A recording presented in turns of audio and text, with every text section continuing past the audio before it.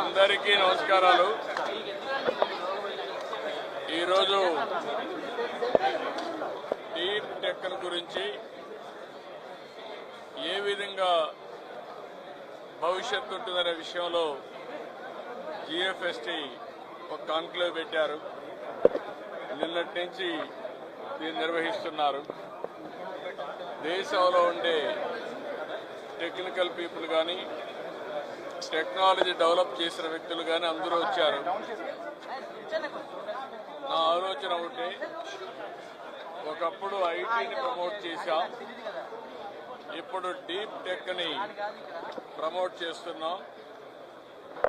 ప్రతి ఒక్కరి జీవితంలో టెక్నాలజీ అనేది ఒక భాగం అవుతుంది. ఎవరైతే టెక్నాలజీ సమర్థవంతంగా ఉపయోగించుకుంటారో